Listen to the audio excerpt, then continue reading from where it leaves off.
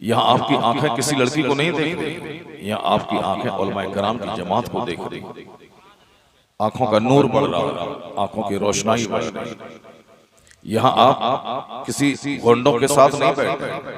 इस महफिल को चारों तरफ से अल्लाह के फरिश्ते घेरते हैं। करोड़ों की तादाद में फरिश्ते होते हैं जहाँ अल्लाह रसूल का जिक्र होता है।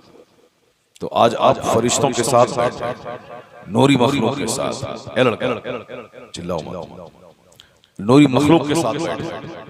तो इस महफिल की कदर करें। करोड़ों महफिलों में एक इकलौती महफिल है जहां आप आते हैं गुनाहों का बोझ लेकर, लेकिन जब यहां से लौटते हैं तो बेशुमार गुनाहों का दाग मिट चुका होता है।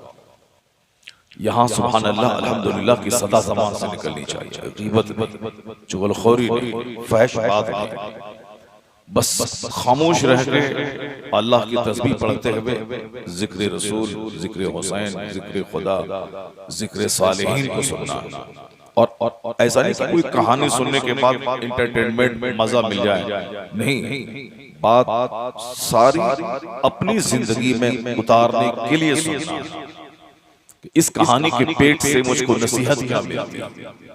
कुरान शरीफ में आया है कि लक़द कान फी क़ससिहिम इब्रतुल लिउलिल अलबाब। अल्लाह फरमाता है कि in these stories are tokens for those who keep sense. इन कहानियों में अक्लमंदों की आंख खुलने की बात है। किन कहानियों? सूरह यूसुफ के शुरू में अल्लाह कहता है नहनु नक़ुस्सु अलैका अहसनल क़सस। हम एक बेहतरीन कहानी तुम्हारे सामने बयान करते हैं। कौन कहता है? अल्लाह तबारक व तआला। कुरान शरीफ के सूरह यूसुफ के शुरू में अल्लाह कहता है मैं एक बेहतरीन कहानी कहता हूँ, और वो कहानी है जो तुम्हारी जिंदगी के हर कदम कदम पे काम आने वाली कहानी। बिल्कुल सूरह यूसुफ में जो कुछ बातें कही गई हैं, आदमी प्रैक्टिकल में आदमी आज भी अपने समाज में, अपने घर में, अपने मुआशरे में उन बातों को महसूस करता है। तो अल्लाह ने क्या कहा? बेहतरीन कहानी कहता है। जब कहानी पूरी बयान हो गई तो आखिर में अल्लाह कहता है इन कहानियों में तेरी आंख खुलने की बात है, तेरे लिए इबरत का सामान, तेरे लिए नसीहत का भंडार है, तेरे लिए वाज और नसीहत का खजाना इसमें है। उससे तुम जिंदगी में रोशनी हासिल करो। एक अच्छा बाप, एक अच्छा बेटा, एक अच्छा भाई, एक अच्छी बहन, एक अच्छी बीवी, एक अच्छा पड़ोसी, एक अच्छा रिश्तेदार बन के दुनिया में जिंदा रहे। उसके लिए मार्गदर्शन चाहिए, उसके लिए गाइडलाइंस चाहिए। हम कैसे जिए कि एक अच्छा बाप कहलाए, हम कैसे जिए कि एक अच्छा भाई कहलाए, हम कैसे जिए कि एक अच्छा शौहर कहलाए। वैसे तो करोड़ों लोग पैदा होते हैं, करोड़ों लोग मर जाते हैं, कोई किसी को अपने लिए मॉडल नहीं मानता है, लेकिन जो एक कामयाब जिंदगी गुजारता है वही दूसरों के लिए मॉडल हो जाता है। अब कामयाब जिंदगी गुजारने के लिए उसूल पसंद जिंदगी गुजारनी पड़ती है।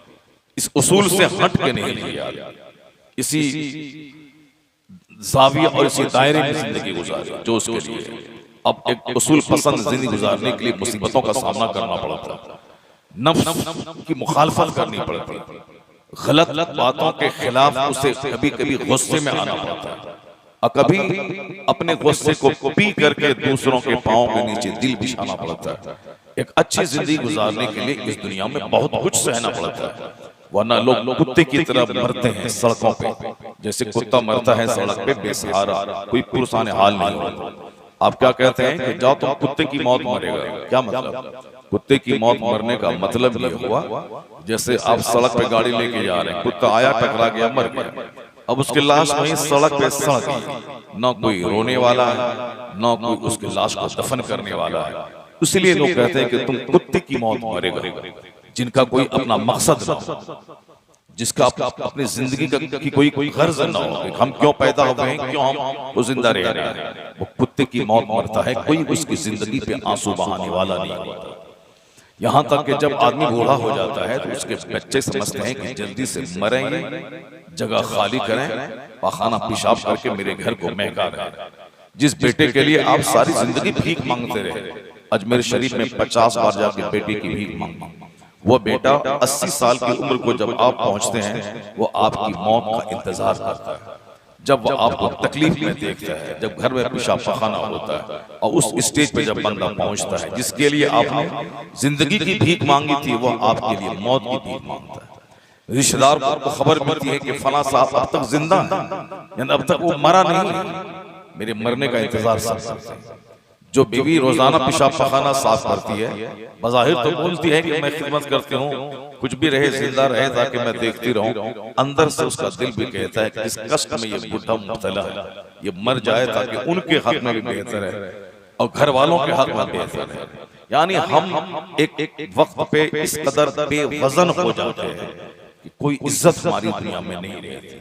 लोग मेरे मरने का इंतजार करते हैं और जब मैं मर जाता हूँ, तीजा 40वां तक मेरा बेटा याद रखता है और वो अपने लिए कि बुढ़ा मर गया, अगर हम 40वां करेंगे तो नहीं करेंगे तो समाज वाला क्या बोलेगा। समाज वाले को दिखाने के लिए 10 बकरा ला के ज़बह करता है ताकि लोग जान लें कि मैंने अपने बाप का 40वां शानदार ढंग से किया। बाप को कब्र में क्या हो रहा है, आग है कि बाग है कि सांप है कि बिच्छू है, उस बेटे को कोई मतलब नहीं। मतलब सिर्फ ये है कि उसको बाप की डेड बॉडी पे राजनीति करके कि समाज के मालदारों को बुला के खिलाना ताकि वो मालदार मुझे अच्छा समझे, नेताओं को बुलाना है ताकि जब संकट में मैं पहुंच तो नेता मेरा काम आ जाए, थानेदार गोंडे एसपी एमएलए विधायक सांसद को बुलाना ताकि जब कभी मैं उनसे कोई काम पड़े तो वो मेरा काम आसानी से, मेरी बिरयानी को खा करके काम आसानी से कर दे। बाप तुम्हारा हमदर्द कौन है?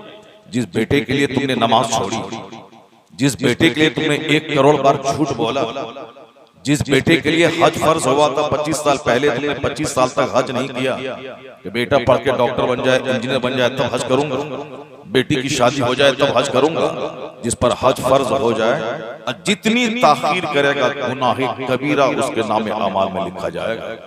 गुनाह कबीरा का मतलब होता है बड़ा गुनाह, जैसे शराब पीना, ज़िना करना, झूठ बोलना, गीबत करना, यह है बड़ा बड़ा गुनाह। कत्ल करना, सूद खाना, माँ बाप को सताना, ये सब बड़े गुनाह हैं। और बड़ा गुनाह किसी नेकी से माफ नहीं होता, बड़ा गुनाह सिर्फ सच्ची तौबा से माफ होता है, वो भी अल्लाह फजल फरमा दे तो माफ होता है। बड़ा गुनाह हज फर्ज हुआ 25 साल पहले, अगले साल 5 साल के बाद, 10 साल के बाद, इस घर बनाने के बाद, वो प्लॉट खरीदने के बाद, इस बेटी की शादी के बाद, उस बेटी के बाद, इसी बीच में इसका जनाजा निकल के मर गया, चला गया, हज फर्ज लेकर रह गया, ना हज नहीं कर पाया और लंबा गुनाह हुआ।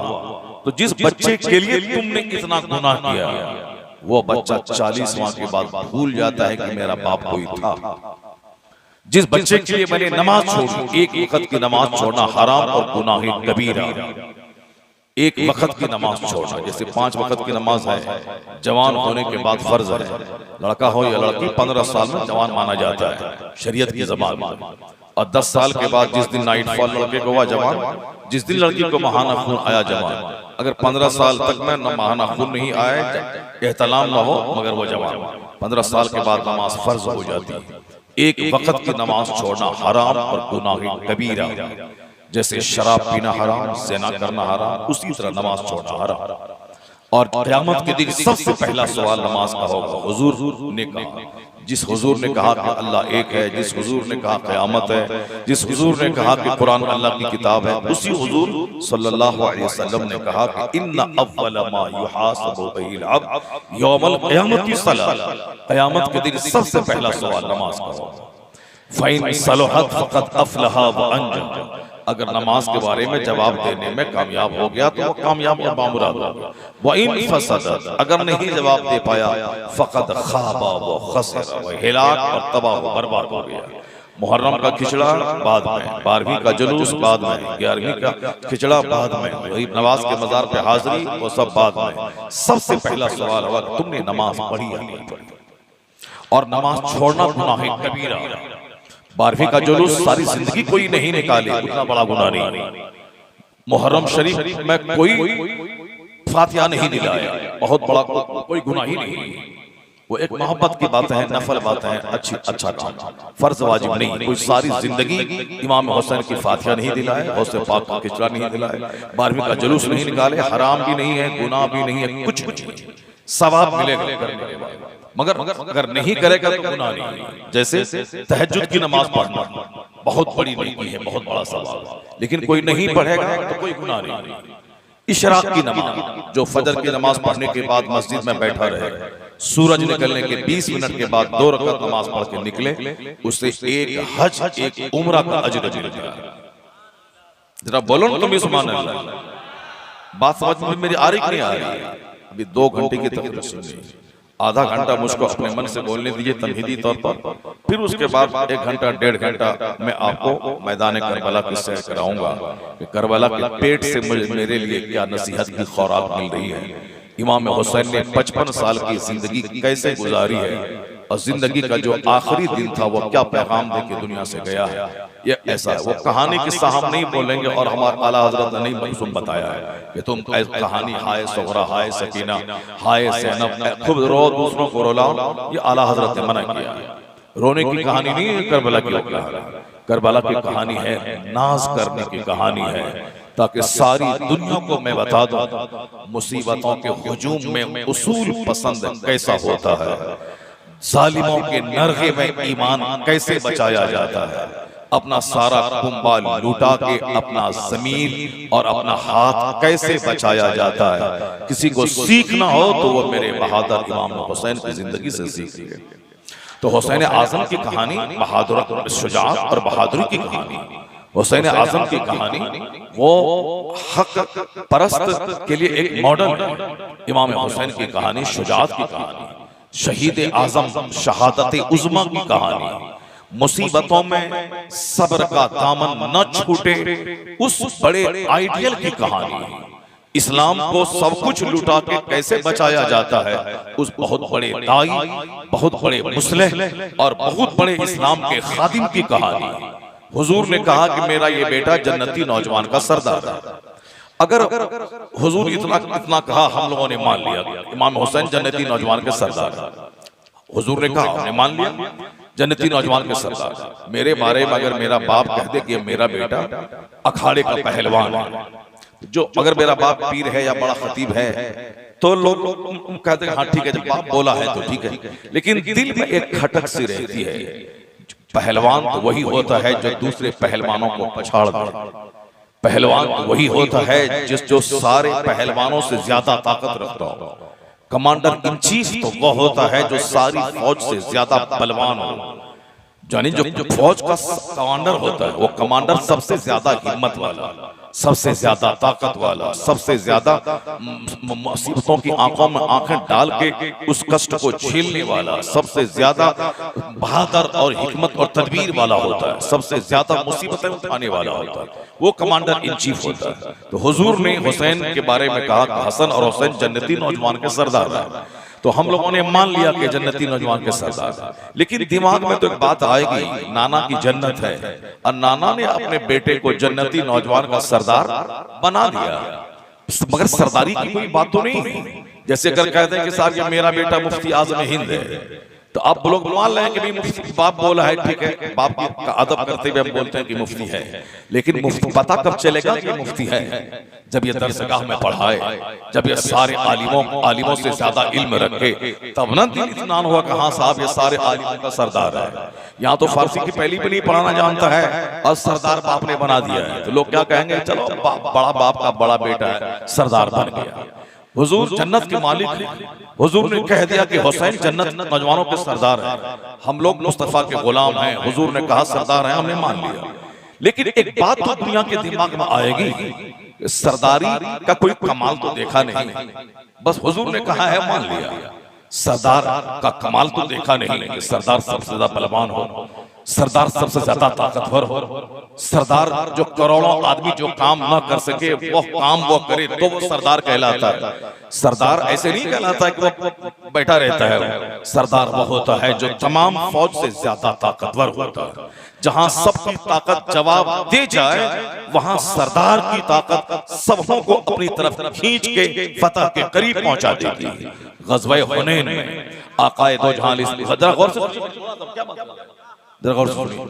ग़ज़वा हुनैन में सरकार दो जहां अलैहिस्सलाम के पास एक जबरदस्त फौज थी।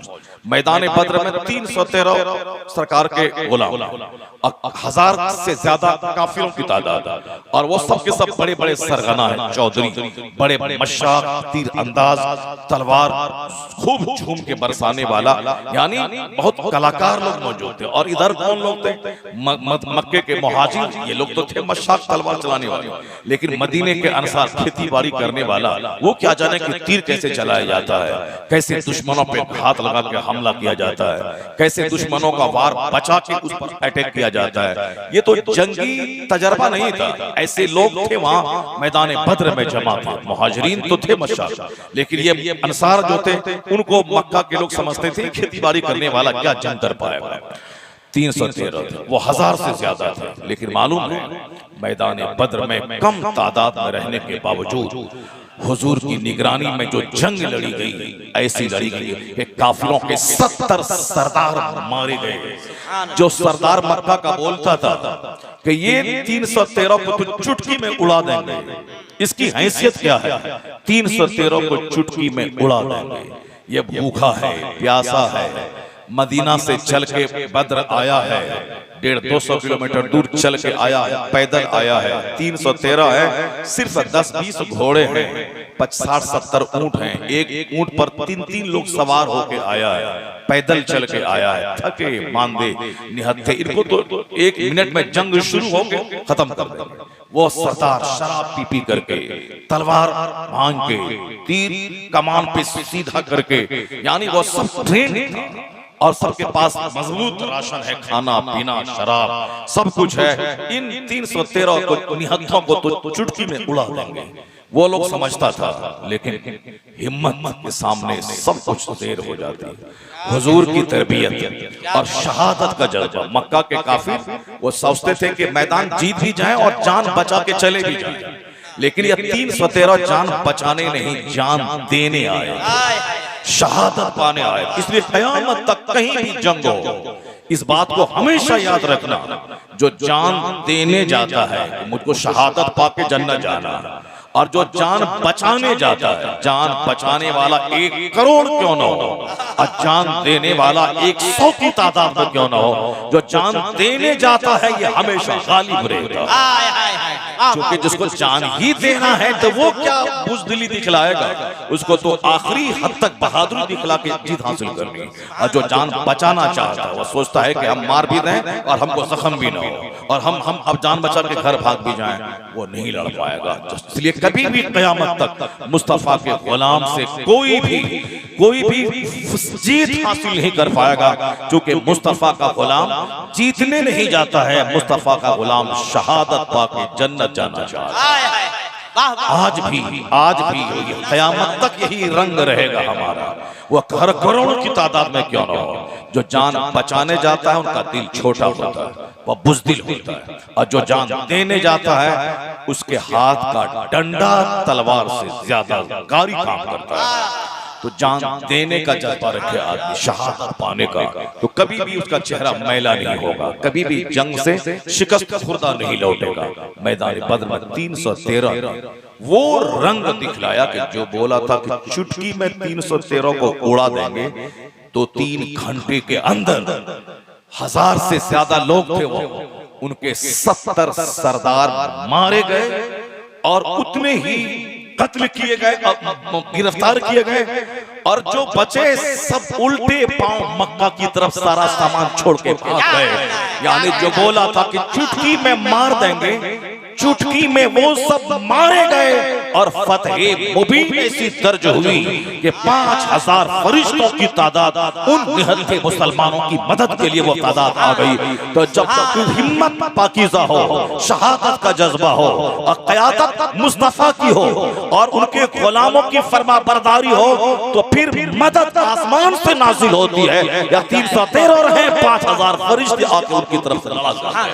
नारे तकबीर, नारे रिसालत, अज़मते इस्लाम, शाने मुस्तफा जाने रहमत, जिक्रे इमामे हुसैन, सरज़मीने राजपुरा, इसलिए काम काम चोर नहीं होता है मुसलमान। मुसलमान तो जान देना जानता है, रब के नाम पे, इस्लाम के नाम पे, मस्जिद के नाम पे मुसलमान जान देना जानता है। यही वजह है कि इससे दुनिया का नसरानी भी थर्राता है, दुनिया का यहूदी भी थर्राता है, मुशरिक भी थर्राते हैं, सारे लोग थर्राते हैं। अगर थर्राते नहीं हैं और हमारी कोई हैसियत नहीं है, हम कमजोर हैं, निहत्ते हैं, गरीब हैं, हम दबे दबे कुचले हैं, तो दबे कुचलों पे डिबेट करने की क्या जरूरत है? जो दबा है, कुचला है, गरीब है, जिनको चुटकी में उड़ा देंगे, मार देंगे, भगा देंगे, जेल में डाल देंगे, तो इन पे पानी पी पी करके टीवी में बैठ के डिबेट करने की क्या जरूरत है?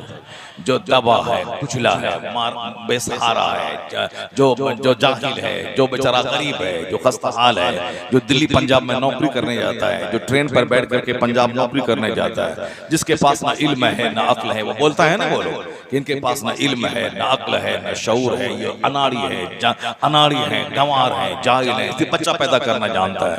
एक 10 बच्चा पैदा कर दिया, कैसे खिलाएगा ये नहीं जानता है।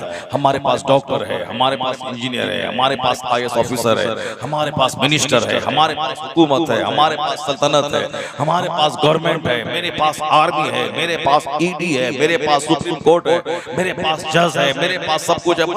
नाज है इन लोगों को, ये है सब कुछ हमारे पास। ये निहाता बेसहारा, जब निहाता बेसहारा हम हैं तो फिर इसके खतरा क्यों है? इससे डर क्यों लगता है? इस पर डिबेट क्यों कर रहा है टेलीविजन पे? इस पे तबसरा अमेरिका क्यों कर रहा है? इस पे बहस चाइना जापान क्यों कर रहा है? मस्जिदों को टारगेट, मदरसा को टारगेट, टोपी को टारगेट, साफदारी को टारगेट, लिबास को टारगेट, चटाई को टारगेट, हिजाब को टारगेट, साहब निकाब को टारगेट। आखिर क्यों? जब बेसहारा है, जिसको चुट मसल देगा एक चुटकी बजाने में, तो फिर इसके हिजाब पे टारगेट, नमाज पे टारगेट, ज़कात पे टारगेट, मदरसा पे टारगेट, मस्जिद पे टारगेट, हमारी दाढ़ी पे टारगेट, हमारी माँ बहन बेटियों के निकाब पे टारगेट। आखिर क्यों? ये बज़ाहिर बोलता है जबान से कि ये कमजोर है, निहत्था है, कुछ नहीं है, जाहिल है, अनाड़ी है, मगर अंदर में ऐसी खटक पैदा हो रही है इसको कि जिस दिन ये दाढ़ी वाला जाग गया, जिस दिन ये हिजाब पहनने वाली खातून ने अपनी गोद से मुजाहिद को पैदा किया, तो फिर उस दिन न कोई नसरानी की आंधी बचेगी, न कोई यहूदियत की आंधी बचेगी।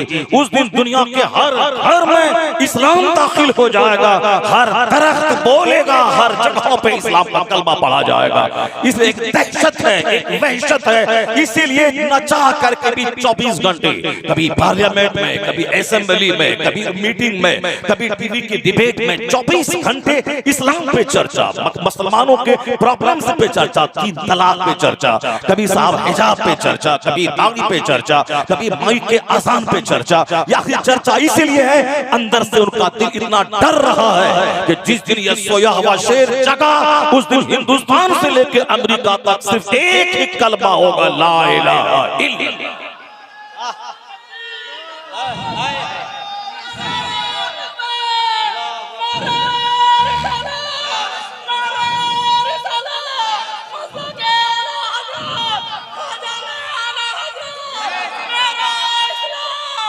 चूंकि वो जानता है उनके पास, इनके पास कुछ हो या ना, मुसलमानों के पास कुछ रहे या नहीं, ये गरीब है, इनके पास मिट्टी की दीवार है, इनके पास घास वाला मकान है, इनके पास देहातों में घर है, इनके पास कुछ नहीं है, ये सब कुछ है, मगर उनके दिल में ये बात है कि इनके पास कुछ नहीं है। इनके पास हुसैन की कहानी है, इनके पास शहीद आजम, इनके पास मैदान करबला इनके लिए मॉडल है। जो मैदान करबला में 82 अफराद ने 22,000 के मुकाबले में जो डट कर उन्होंने इस्लाम की तारीख लिखी है, यही इसके लिए हौसला बख्श कहानी है कि जब भी ये करोड़ों में खिरता है तो हुसैन को याद करता है, वो हम अली को याद करता है, और जो काम करोड़ों गन और बंदूक से न निकल पाए, वो एक अली और हुसैन का नारा वो काम अंजाम करके दिखला देता है। इसलिए हुसैन के नाम से उसे डर लगता है, मौला अली के नाम से उसे डर लगता है। मेरे मेरे सजदों से डर लगता है, मेरे निकाब और मेरी माँ बहनों के हिजाब से डर लगता है, मेरे कानूनी ज़कात से डर लगता है। वो हज का कानून पूरी दुनिया के 200 से ज़ायद ममालिक की सारी चहार दीवारी को तोड़कर एक प्लेटफॉर्म पे मैदान अरफात में जब मुसलमान जमा होते हैं, वहां Angrezi, French, Latin, Dutch, Hindi, Asamiya, Gujarati, Marathi कुछ नहीं, सबकी जबान पे एक नारा होता है, लब्बैक अल्लाहुम्मा लब्बैक, लब्बैक ला शरीक लक लब्बैक, इन्नल हम्द व निअमत लक वल मुल्क ला शरीक लक। जबान कुछ भी हो मगर वहां नारा एक होता है। चाहे वो लिबास अमेरिका में पैंट शर्ट पहने, हिंदुस्तान में लुंगी पंजाबी पहने, चाइना जापान में पतलून पहने, कुछ भी पहने, मगर वहां एक ही लिबास में बगैर सिली हुई चादर, बगैर सिली हुई लुंगी में अमरीकी भी, जापानी भी, चीनी भी, हिंदुस्तानी भी, पाकिस्तानी भी, बांग्लादेशी भी, एक प्लेटफॉर्म, एक लिबास, एक नारा, खुला हुआ सर, पूरी दुनिया के लोगों की आंख फटी की फटी रह जाती है। हम एक खानदान को एक नहीं कर पाते हैं, हम 50 गांव के लोगों को एक प्लेटफॉर्म पे नहीं ला पाते हैं, हम अपने मुल्क के लोगों को एक प्लेटफॉर्म पे नहीं ला पाते हैं। हजार प्रचार करें, प्रसार करें, कहीं रंग के नाम पे जंग, कहीं बिरादरी के नाम पे जंग, कहीं खानदान के नाम पे जंग, कहीं डिस्ट्रिक्ट वाइज जंग, कहीं स्टेट वाइज जंग, कहीं मुल्क मुल्क की जंग। लेकिन ये कौन सा है बगैर एडवर्टीजमेंट के, बगैर प्रचार के, या 200 से ज्यादा ममालिक के 50 लाख के करीब लोग मैदान अरफात में जमा हो गए, और सबका रंग अलग है, सबकी जबान अलग है, सबका मुल्क अलग है, मगर वहां आपस में भाई भाई की तरह एक मैदान में जब जमा हो गए, एक लिबास, एक नारा। दुनिया के लोग तंग रहते हैं कि अगर ये सैलाब मैदान अरफात से निकला तो दुनिया के इख्तलाफात की दीवारों को बहा ले जाएगा, हर जगह पे वही नजर आएगा। तो है किसी के पास हज का जवाब, है किसी के पास रोजे का जवाब, है किसी के पास ज़कात का जवाब। इसलिए आज अगर वो दुश्मनी का चश्मा आंख में लगाता है, इसलिए बोलता है कि सूरज नहीं, बोलता है खूबसूरत लड़की को बोलता है ये बदसूरत है, वो चश्मा जिस दिन नफरत का उतार के फेंक दे, उस दिन मालूम है का इनकलाब पैदा होगा। मस्जिद में जिस दिन वो घुस के देख लेगा दीवार की सादगी, मेहराब की सादगी, मेंबर की सादगी, मस्जिद की सादगी, नमाजों का सिस्टम, जब वो अपनी इबादत गाहों में जाता है तो आधा जिस्म जानवर का, आधा जिस्म इंसान का, और कहीं सींग है तो कहीं साहब तुम है, और कहीं साहब तुम है तो कहीं कुछ है, देखने में डर लगता है, और कहीं साहब कुछ है तो कहीं कुछ है, चेहरा बिगड़ा हुआ, साहब करो दीवार बिगड़े हुए, वहां नफरत पैदा होती है। लेकिन जब वही आदमी मस्जिदों में घुस जाए, वहां जब वो खुशबूदार माहौल को देखता है, लिबास की सादगी, सरों की टोपियों का हुस्न, दीवार का हुस्न, मेहराब का हुस्न, सजदे का हुस्न, क़याम का हुस्न, खिताब का हुस्न, अगर उसके सीने में अगर कुछ भी ज़मीन जिंदा है, अगर तो औरतों के हिजाब का हुस्न, निकाब का हुस्न, हज का हुस्न, रमजान के इफ्तार का हुस्न, सहरी का हुस्न, तरावी का हुस्न, ज़कात का हुस्न, सदक़े फित्र का हुस्न, 1 लाख का बकरा, उसका गोश्त गरीबों में, मिस्कीनों में, दोस्तों में, अगर इस इशार कुर्बानी का हुस्न अगर यह देख ले, अगर ज़मीन जिंदा है तो वह बगैर कलमा पढ़े हुए नहीं रह सकता है। जिस दिन दिल बेदार होगा, सबका मजहब इस्लाम होगा, सबका पैगंबर पैगंबर आज़म। नारे तकबीर, नारे रिसालत, जिक्रे इमामे हुसैन। कारोबार नफरतों का चल रहा है, कारोबार नफरत का हो रहा है, नफरत की बात, दुश्मनी की बात, अदावत की बात, और फिर आंख में नफरत का चश्मा लगा के देखा जाता है। वरना जिस तरह का उसका रंग है, जिस तरह की उसकी मोच है, जिस तरह का उसके सर का टीका है, जिस तरह उसका बदन है, देखने को जी चाहता है। और ये चला है पैगंबर आज़म की शान में गुस्ताखी करने, ये चला है पैगंबर आज़म के खिलाफ जबान खोलने, ये चला है पैगंबर मजहब इस्लाम के खिलाफ बोलने। कभी वो अपना चेहरा आईना में देख ले, उसको अपनी औकात समझ में आ जाएगी। इसे नफरत का कारोबार बंद कर दे। मजहब इस्लाम उस आंधी का नाम है जिसके सामने 1400 साल के अंदर में कोई आंधी नहीं टिकी है। मैं आपको बताऊंगा कि हुसैन आजम किस सरमाए का नाम है, हुसैन आजम हमारी किस पूंजी का नाम है, हुसैन आजम किस प्रकाश के भंडार का नाम है, हुसैन आजम किस एनर्जी के ट्रेजर खजाने का नाम है। हुसैन आजम ने सब कुछ लूटा के हमें क्या दिया है? यही दिया है जिस वक्त वक्त सारा हौसला जवाब दी जाए, उस वक्त एक नारा हुसैन का ऐसा लगता है कि 90 साल के बूढ़े को 18 साल का जवान बना दिया।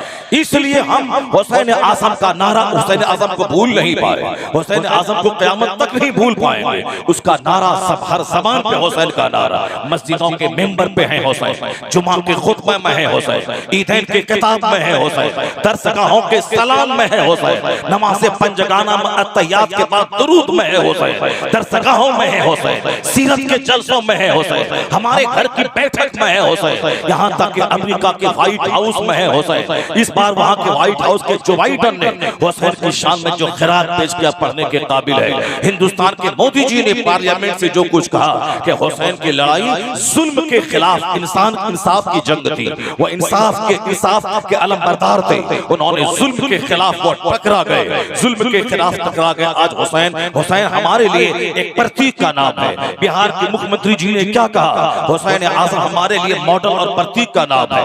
जब आदमी का हौसला गुम होने लगता है, वहाँ हुसैन का नाम लो तो हौसले की नई किरण पैदा हो जाती है। कभी लालू जी ने कहा था कि जब मैं अपने दोस्तों के गद्दारों के बीच में घिरता हूँ तो हमें हुसैन याद आ जाते हैं। फिर हुसैन की जिंदगी उन गद्दारों से निकलने का हमें रास्ता और रोशनी अता फरमाती है। आज नेताओं की जबान पे है हुसैन, व्हाइट हाउस के प्रेसिडेंट की जबान पे है हुसैन, चाइना जापान के पॉलिटिशियन की जबान पे है हुसैन। इसलिए कौन कहता हुसैन आजम सिर्फ मुसलमानों की शहीद आजम है, सिर्फ मुसलमानों के प्रकाश वाहक है? नहीं, एक स्कॉलर ने कहा he was the greatest martyr of mankind, इंसानी दुनिया का शहीद आजम है हुसैन, जिससे अपना बेगाना सब फायदा उठाता है। इसलिए हुसैन आजम आज सारे लोगों के लिए मॉडल है, हिंदुओं के लिए, नसरानी के लिए, क्रिश्चियन के लिए, यहूदी के लिए, जूस के लिए। जिस दिन आदमी जागेगा उस दिन सबका लीडर तन्हा हुसैन कहलाएगा। ऐ जिंदाबाद, नारे रिसालत, जिक्र शहादत कॉन्फ्रेंस, मुफ्ती शहरयार खान साहब, नारे तकबीर। हुसैन आजम हमारी अमात पूंजी नहीं है, हुसैन आजम इंसानियत की पूंजी का नाम, हुसैन आजम मानवता की पूंजी का नाम, हुसैन आजम कायनात के शहीद आजम का नाम है, ग्रेटेस्ट मार्टायर ऑफ मैनकाइंड, इंसानी दुनिया का शहीद आजम। अब इंसानी दुनिया का शहीद आजम उसने क्यों कहा, वो अपने हिसाब से मुताला करते और समझते हैं। वो कहते हैं कि आदमी वो नहीं है जो हर हाल में समझौता कर ले, नहीं, ये तो एक कमजोरों की कहानी है कि अगर सामने गुंडा आए तो गुंडा बन जाए, डकैत आए तो डकैत बन जाए, सामने कोई बुज़दिल आए तो बुज़दिल बन जाए, कोई बहादुर आए तो बहादुर बन जाए। नहीं, ये तो साहिब अज़ीमत इंसान का काम नहीं है, हिम्मतवर इंसान का काम नहीं है कि वो डकैत आए तो हाँ मैं हाँ, चोर आए तो हाँ मैं हाँ, जालिम आए तो हाँ मैं हाँ, ज़िनाकार आए तो हाँ मैं हाँ। जैसे आजकल गाँव समाज के कुछ लोगों की कहानी बन गई है। समाज में जिसके पास ताकत है, जिसके पास बल है, जिसके पास दौलत है, उसके पास 2-4-10 लोगों की टीम तैयार हो जाती है। रोजाना 10 बार सलाम ठोकना है। उसको मालूम है कि ये शराबी है, मालूम है कि ये ज़िनाकार है, मालूम है कि हराम की दौलत उसके पास है, मालूम है कि इसके पास दीन नहीं है, उसके बावजूद डर के मारे लोग उनको सलाम दागते हैं। बगल में एक नमाजी, एक मुत्तकी आदमी जिसको सलाम करने से ढेर अजर मिलेगा, लेकिन बेचारा गरीब है, नहीं सलाम करता उसको। वे गरीब आदमी है, क्यों सलाम करे? अब वह पैसा वाला है, वो हरामखोर है, नमाज फजर नहीं पढ़ा, घर में कोई नहीं पढ़ा है, घर के सारे लोग रात के 3 बजे तक सिनेमा देखा है, कॉमेडी देखी है, ड्रामा देखा है, फजर की नमाज छोड़ा है। लेकिन चूंकि पैसा बोलता है, पैसा उसके पास है, उधर से भी एक आ गया, उधर से आ गया, उधर से आ गया, अंदर से चाय बना के लाया, बिस्किट खिला रहा है, उन 10-20 लोगों को पाल रहा है ताकि ये सब हमारे हाशिया बरदार रहे, मेरे साथ रहे। बेचारा नेक मुत्तकी परहेजगार रात भर तहज्जुद पढ़ के दरवाजे पर बैठा है, कौन सलाम करेगा?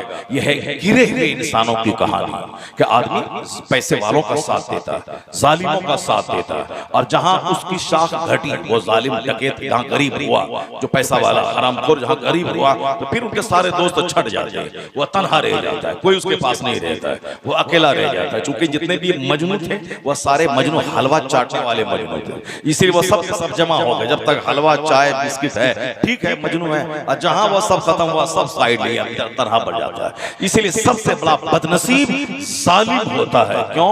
इसलिए कि जब वो संकट में घिरता है तो कोई उसका मददगार नहीं होता है, मुसीबत में घिरता है तो कोई उसका साथ देने वाला उस जालिम का नहीं होता है। तो अब समाज में ऐसे लोग हैं जो उनको, हमारे पास एक पैंट शर्ट पहने हुआ आदमी खड़ा है, अब उनका रिश्तेदार है या उनको काम है कर्जा लेना है, तो सामने वाला आदमी जानता है कि मौलाना है, चेहरे पे दाढ़ी है, नमाजी है, उसके बावजूद वो मुझको सलाम नहीं करता है। वह सलाम उसको करता है जो आदमी नमाज पढ़ता ही नहीं है, गुनाह कबीरा और हराम करता है, मगर चूंकि उनसे उनको पैसा लेना है या उनसे उनका कुछ काम है या उनका वो रिश्तेदार और दोस्त है, इसलिए वो उनको सलाम करता है। क़यामत की निशानी है कि आखिर जमाने में जान पहचान वालों तक सलाम महदूद होकर रह जाएगा, क्योंकि आखिर जमाने में सड़े हुए लोग दुनिया में रह जाएंगे। हुजूर का फरमान है, आखिर जमाने में जैसे टोकरी में खजूर रहती है, लोग अच्छी अच्छी खजूर निकाले, पेंदे में रद्दी खजूर बच गई, उसी तरह अच्छे अच्छे लोग दुनिया से चले जाएंगे और रद्दी किस्म के लोग दुनिया में बच जाएंगे,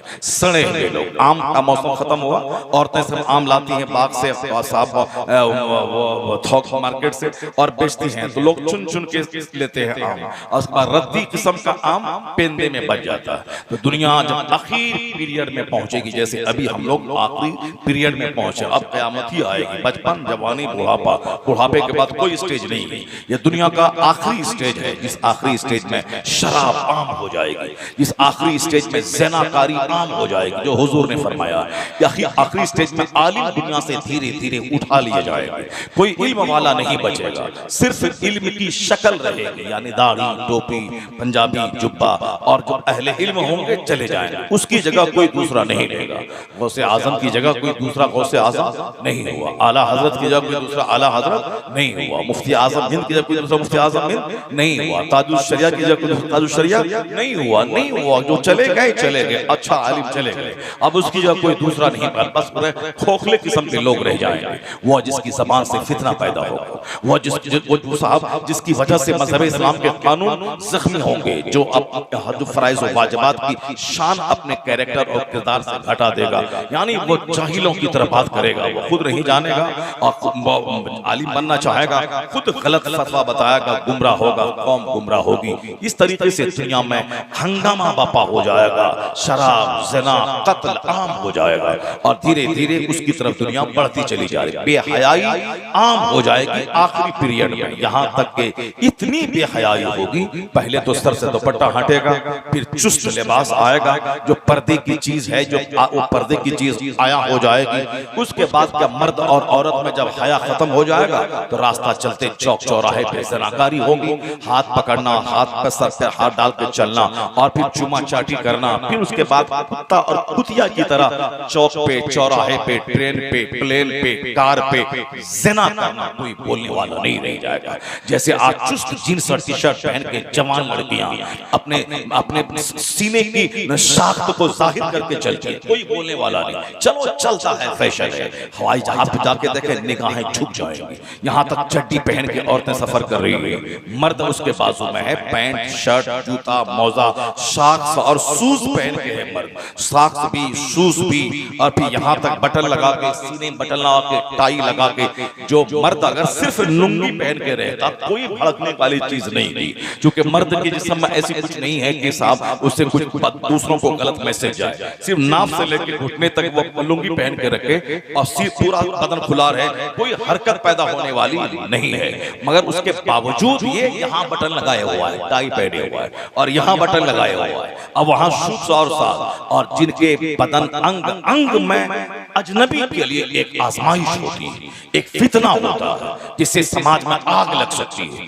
आदमी दरिंदा और भेड़िया हो सकता है, आदमी जानने के बावजूद के ज़िनाकार को फांसी की सजा हो गई, फिर भी हिंदुस्तान में आए दिन गैंग रेप की खबरें छप रही है, जबकि उसे मालूम है कि निर्भया के साथ जो रेप हुआ था दिल्ली में, और उन पांचों को सजा हुई, सूली पे लटका दिया गया, और उसके बावजूद डेली रेप की घटनाएं, कहीं कोई दारोगा आता है, कहीं कोई हाकिम आता है, कहीं कोई स्कूल का टीचर आता है, डेली, यानी फांसी के फंदे पे लटकाए जाने से ये दरिंदे, ये तूने सबक हासिल नहीं किया कि कहीं मैं भी फांसी पे लटक जाऊं, मेरा दामाद है, मेरी बेटी है, मेरा नवासा है, मेरा पोता है, ये क्या बोलेगा? नहीं, वो 70 साल का बुढ़ा रेप में पकड़ा जाता है। आपने देखा नहीं कितनी कहानी रोजाना हिंदुस्तान में आ रही है, कभी आशाराम की कहानी, कभी गुरमीत सिंह राम पंजाब वाले की कहानी, कभी साहब शंकराचार्य की कहानी। उसके बावजूद इन्हें शर्म नहीं आती कि मदरसे पे अटैक करता है, मदरसे के आलिमों पे अटैक करता है, दाढ़ी वाले नमाजी पे अटैक करता है। जरा अपना गरीबान झांक के देख ले कि वहां की क्या कहानी है और मस्जिदों की क्या कहानी है, वहां की क्या कहानी है, मदरसों की क्या कहानी है, वहां की क्या कहानी है, हमारे उलमा की क्या कहानी है। अगर इनका चेहरा, इनका पाकिज़ा किरदार वो देख ले तो कभी वो इस्लाम के खिलाफ ज़बान नहीं खोलेगा। जो उसके मजहब का गुरु घंटाल होता है, 80 साल के बुढ़ापे में भी ज़िनाकारी में लथपथ होता है, शर्म अगर होती, हया होती तो कभी वो इस्लाम के खिलाफ ज़बान नहीं खोलता, वो अपने गुरु के खिलाफ बोलता, वो अपनी तहरीर के खिलाफ बोलता। इसलिए कि शर्म हया गैरत सब खत्म हो जाती है जब आदमी का ज़मीर मुर्दा हो जाता है। 80 साल का बुढ़ा इस तरह के रेप के केस में पड़ता है। ये सारी बातें सिर्फ बेहयाई, नीम वस्त्र यानी लिबास चुस्त पहनने का नतीजा है, बेहया सड़कों पे घूमने का नतीजा है। और उसके बाद ये लड़कियां बेहया होने के बावजूद कहती हैं तुम अपनी आंख की हिफाजत कर ले, तुम अपनी आंख को बचा जा। जालिम, जिसका ज़ाविया हयात अलग है, मर्दों की ड्यूटीज अलग है। ऐसा कभी नहीं हो सकता कि मर्द औरत आपस में बराबर हो जाए। अगर बराबर होंगे तो एक काम करना होगा, शादी के बाद 1 साल औरत को बच्चा देना होगा और दूसरे साल मर्द को बच्चा देना होगा। 1 साल मर्द को बाहर में घर में खाना बनाना होगा और 1 साल औरत को बनाना होगा। ऐसा कभी नहीं होगा। औरतें इस काम के लिए पैदा हुई हैं, अल्लाह ने उसको उसी तरह के स्ट्रक्चर बनाया है, मर्दों के लिए पुरकशिश बन जाए, बाल बच्चा पैदा करने के काबिल बन जाए। मर्दों को अल्लाह ने कमाने के लिए पैदा किया है तो उसकी ताकत, उसकी अकल, उसकी हड्डी को उसके मुकाबले में ज्यादा मजबूत बनाया है ताकि ये 10-10 घंटे तक खेत में हल चलाएं, काम करें, पसीना बहाएं, फैक्ट्री के दरवाजे पर लाठी लेके 10 घंटे तक रात में दरबानी करें। क्या ये दरबानी करेंगी तनहा? चाहे 1000 लोग बोले कि औरतें मर्द सम्मान सम्मान सम्मान सम्मान, दोनों बराबर हैं, बराबर हैं, बराबर हैं, बराबर हैं, तो रात में फैक्ट्री के दरवाजे पे एक दिन मर्द दरबानी देगा 8 बजे से सुबह 5 बजे तक और दूसरे दिन औरत दरबानी करेगी। और एक दिन ट्रैफिक पुलिस रात में मर्द रहेगा और दिन में औरत रहेगी और दूसरे दिन में मर्द रहेगा, रात में अकेली औरत बीच चौराहे पे ट्रैफिक पुलिस बन के रात भर रहेगी ताकि गाड़ी एक्सीडेंट ना करे। फिर पता चल जाएगा कि औरत और मर्द दोनों बराबर कैसे है, बराबर कैसे है। बंबई में लोकल ट्रेन में औरतों के लिए अलग से डब्बा क्यों है जब मर्द औरत दोनों बराबर है, दोनों बराबर है, एक साथ पढ़ेंगे, एक साथ रहेंगे, फिर उनका डब्बा अलग क्यों है, इनका डब्बा अलग क्यों है? सबका डब्बा सेम रहे, फिर पता चल जाएगा कि क्या धमाल मच रहा है। और साहब लोकल ट्रेन पे क्या कुछ धमाल मचता है उस ट्रैफिक पुलिस के पास रात के 11-12 बजे के बाद क्या ड्रामा होता है, यह सबको मालूम है। क्योंकि ऐसा कभी नहीं होगा, नेचुरल सिस्टम के खिलाफ नहीं बोला जाना चाहिए। औरतें नेचुरली जिस काम के लिए पैदा हुई हैं वो काम उसको जेब देता है, मर्द जिस काम के लिए पैदा हुए हैं वो काम उसको जेब देता है। औरतें पर्दे में रहने की चीज हैं, औरतों को अल्लाह ने ऐसा बनाया है कि उसको चाहे ना चाहे उसको शर्म हया उसका जेवर है रहे। लेकिन आज दुनिया में ज़िनाकारी फैलाने में बेपर्दगी का हाथ है, मखलूक तालीम का हाथ है, एक साथ बैठने का हाथ है। और दुनिया चीख रही चिल्ला रही विज्ञान विकास, जय जवान जय किसान जय अनुसंधान जय विज्ञान विकास, हिंदुस्तान आगे बढ़ रहा है, तरक्की कर रहा है। डेली रेप की घटनाएं हो रही, तरक्की कर रहा है। रोजाना औरतों की आबरू लूटी जाती है, उसको कत्ल किया जाता है, गैंग रेप और मर्डर, और सब हिंदुस्तान बढ़ रहा है। जो काम तुझे करना चाहिए वो काम कर। तेरे हाथ में सत्ता है, तेरे हाथ में फौज है, तेरे हाथ हुकूमत की चाबी है, तो जुल्म मिटा दे, अत्याचार मिटा दे, रिश्वत मिटा दे, औरतों पे अटैक मिटा दे, औरतों की बेहयाई मिटा दे, अडोरी सिस्टम मुतालबे जहेज मिटा दे। बेशुमार लड़कियां हैं जो घर में पड़ी हुई हैं, शादी नहीं होती, उसके बाप के पास पैसे नहीं है, दिन गुजरते चले गए, 8 साल 10 साल होने को जा रहे हैं। अगर बहुत ज्यादा ताकत है और कुछ भी लालच नहीं है, न बीवी है न बच्चा है, न कुछ नहीं करना है, सिर्फ देश की सेवा करना है, एक सेवा यही तो कर ले कि पूरी हिंदुस्तान से मुतालबे जहेज को हटा दे, शादी को सिंपल बना दे। जो भी अपनी बेटी की शादी में कार्ड छपाएगा और साफ टेंट लगाएगा और 1000 बाराती को खिलाएगा। जो 50 गाड़ी लेके बारात जाएगा उसको सीधे जेल में डाल दिया जाएगा। और जो मुतालबा जहेज करेगा, फर्नीचर मांगेगा, गाड़ी मांगेगा, सब घड़ी मांगेगा, उसको सीधे जेल में डाला जाएगा। 3 तलाक वाले को जेल में डाला जाएगा। जबकि जो घटना ही कम होती है, मगर सिर्फ सस्ता काम करना है। सस्ता काम करने में कुछ मेहनत नहीं लगती। और जहेज को उखाड़ने में मेहनत लगेगी, शराब उखाड़ने में मेहनत लगेगी, ज़नाकारी मिटाने में मेहनत लगेगी। तो मेहनत वाला काम गरीबी मिटाने में मेहनत लगेगी, महंगाई खत्म करने में मेहनत लगेगी, और वो उसके बस की चीज नहीं है। इसलिए जो सस्ता काम है वही करना है। सस्ता काम है थाली पिटवाना, वो काम कर देना है, उसमें कुछ पैसा कौड़ी कुछ नहीं लगना है। अब बोल दो अंधभक्त करने लगेंगे। और सस्ता काम है हर घर में तिरंगा झंडा लहराना। यह सस्ता काम है, पैसा कौड़ी लगना नहीं है, बाजार से खरीदना, घर पे लगा देना है, तब सस्ता काम। मैं कहता हूँ आज 75 साल से स्कूल में झंडा लग रहा है, कॉलेज में झंडा लग रहा है, चौक चौराहे पे झंडा लग रहा है, मेरे मदरसे में झंडा लग रहा है। फिर अलग से हर घर में तिरंगा का क्या मतलब होता है? मतलब यही कि जो काम कांग्रेस नहीं कर पाई 75 साल में, वो काम करके हमने दिखला दिया। जो काम कोई दूसरा नहीं कर पाया, वो काम करके हमने दिखला दिया। बस इतना ही। बड़ा काम तो कर रहे हैं, छोटा मोटा काम थाली पिटवाना है, नोटबंदी करवा देना है, ये करना है। बड़ा काम करना है तो आप बड़ा काम कीजिए। बड़ा काम है मुतालबा जहेज को खत्म कर दीजिए। 40-40 साल की बेटियां पड़ी हुई हैं और उससे कोई शादी का खर्चा उसके पास नहीं है। आप एक जबरदस्त कानून पास कीजिए कि कोई घड़ी तक मांगे, भनक तक लग गई कोर्ट को, तो सीधे उसको 10 साल की जेल की सजा हो जाएगी। इस तरह जबरदस्त सजा नाफिज कीजिए। 25 साल कमाता है, एक दिन की शादी में सारा पैसा बंदा फूंक देता है। 25 साल कमाता है, सऊदी अरब जाके 10 साल कमाया और उसके बाद आया, एक दिन की शादी में सारा पैसा उड़ा दिया। मेरे पास पैसा है, मैंने 2 करोड़ की शादी कर दी। हमारे पड़ोस में 50 गरीब लोगों की गरीब बेटियां हैं, उनकी शादी के लिए कोई पैसे नहीं है। ये तो हम लोगों है। हमारा इस्लाम जो कहता है, जो हमारे उलमा कहते हैं, ये उसी की धमक है कि चंद शरीरों से हटकर बहुत सारे लोगों के घर में सिंपल शादी भी है। 5 आदमी के बीच में निकाह होता है, मस्जिद में निकाह होता है, बगैर कार्ड छपाई, बगैर डेकोरेशन के निकाह होता है। निकाह होता है, किसी को पता नहीं चलता है। 5 आदमी के बीच में अक़्द होता है। यह तो कहते हैं कि मज़हब इस्लाम के खादिम इन उलमा का कमाल है कि खूब जबरदस्त खिताब करते करते, लोगों की बुराई पे तनकीद करते करते, जो सैलाब को उन्होंने रोका है, आंधी को रोका है, जो शरीर किस्म के लोग हैं वो नाचते हैं, गाते हैं, डीजे बजाते हैं। बहुत सारे ऐसे लोग हैं जो सिंपल ढंग से रात में शादी हो गई, शाम में शादी हो गई, सुबह हो गई। और मैं कभी कभी कहता हूं अगर इस्लाम बचाना है तो मत देख के कौन क्या बोलता है, अपना फैसला खुद कर। अपनी मस्जिद, अपना दारुल क़ज़ा, अपना इदारे शरिया, अपने इमाम, अपने मौलाना। अगर तुम्हारा सारा केस इदारे शरिया चला गया, तुम्हारा खरबों रुपए जो कचहरी में खर्च होता सारा पैसा बच जाएगा। और फिर उनका कानून जो बना है 3 तलाक का, वो रद्दी की टोकरी में पड़ा रह जाएगा, उसका कोई असर सर पे ना होगा। तुम केस करेगा तब ना सजा होगी। तुम्हारा केस इदारे शरिया जाएगा, तुम्हारा केस आलिम के पास जाएगा, तुम्हारा केस अपने मजहबी इदारों में जाएगा, फिर कचहरी, और कचहरी में सन्नाटा छा जाएगा, क्योंकि वहां 70-80% केसेस मुसलमानों के होते हैं, जो गुस्से में नादानी की वजह से उसके सारे केस होते हैं। पैसा कमाना, वकील को देना, पैसा कमाना, कचहरी में खर्च करना। आला हजरत ने आज से 100 साल पहले कहा था कि मुसलमान अपने भाइयों की दुकान से सामान खरीदें और मुसलमान अपना सारा मुकदमा अपने बीच में अपने आलिमों के पास जाके फैसला कर ले, तो इनका खरबों रुपए जो कचहरी में खर्च होता है वो बच जाएगा। उससे अपने गरीब भाइयों के कारोबार के लिए उसको पैसा रहेगा, तो हमारी मईशत मजबूत होगी, हमारी इकोनॉमी मजबूत होगी, हमारी गरीबी दूर होगी। ज़कात लेने वाला कोई नहीं रह जाएगा, सारे लोग ज़कात देने वाले बन जाएंगे, हमारा इदारा मजबूत होगा, हमारी तंजीम मजबूत होगी, हमारी मईशत मजबूत होगी, कोई कंगाल नहीं रहेगा।